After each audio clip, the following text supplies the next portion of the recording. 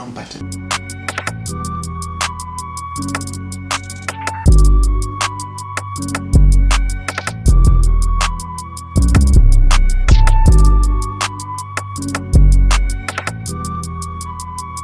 What's up, guys? I'm back from leave.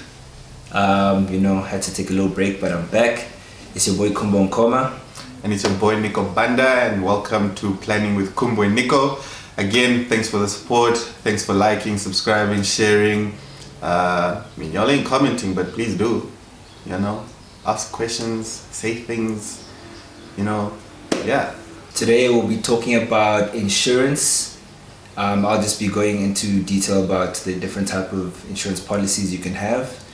And then I'm just going to continue from where Khumbo stops and just speak about where your long-term insurance fits into the greater scheme of your estate and how it can actually help your estate when you die. Alright, so today I'll be talking about insurance. Now, I'm sure when you hear the word insurance, you think about short-term insurance, which is your cell phone insurance, your building insurance, your household contents insurance, and your car insurance.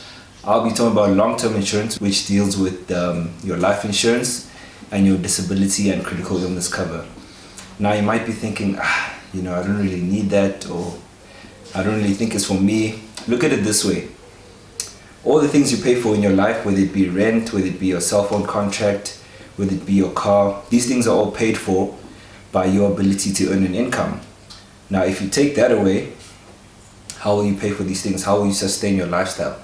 And this is where long-term insurance comes in. There's lots of different types of long-term insurance. There's life insurance, which pays a lump sum to your family or whoever you nominate as your beneficiary in the event that you die. Now, everyone is gonna die. So if you want to leave a long legacy for your family financially, a life policy is the way to go. And then you get your disability policies. Now, you might get injured in a car accident or have an accident where you lose the ability to use one of your limbs. And this might render you, unable to perform your function at work, and they might lay you off. Now, where's your money going to come from? This is where disability policy comes in. Same with your critical illness policy. You might become severely ill and unable to work, and now you need a new source of income, and that's where critical illness insurance comes in. And these things, depending on how you structure your policy, these can either pay you out a lump sum, or it could actually pay you your salary until the day you die. So I'm just going to continue with where Khumbo left off and just discuss, briefly on how, insurance actually fits into the greater scheme of your estate and how it's actually a great tool for liquidity planning and providing for liquidity. So to avoid situations where, your executor or your executor has to dispose and sell some assets and create the necessary liquidity, life insurance policies are a great way to do that. Like I said, it's immediate cash, it's available, and you really don't want to put your beneficiaries in a situation where they lose the house because they really can't afford to keep the bond and pay the bond off. So again, I think just to emphasize on Khumbo's point, it's not about whether you're dying tomorrow or whether you feel like you don't need it or you do need it, but what essentially it is that in your estate, you do need the necessary liquidity to cover a whole number of expenses, and life policies are a really great tool for providing for that liquidity.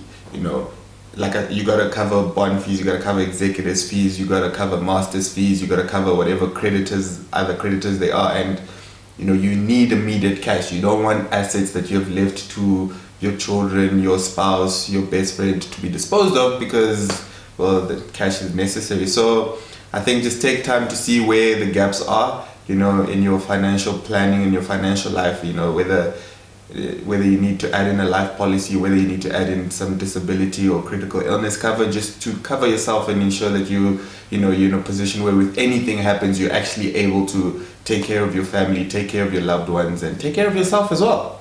You don't want to be that ghost that's looming over everyone's head. They're like, this person just left us problems, don't mind. Yeah. So just a reminder, everything here is for educational purposes. It does not serve as legal advice, financial advice, or fiduciary advice. And guys, please do comment, ask questions. It doesn't have to be on what we've spoken about. It could be something you want to know, you want us to speak about, or even if it's something we've spoken about and you just want more clarity on that, you know, we're more than happy to, you know, to answer your questions and discuss further. And even if you think we trash, tell us in the comments. Just Aye, man.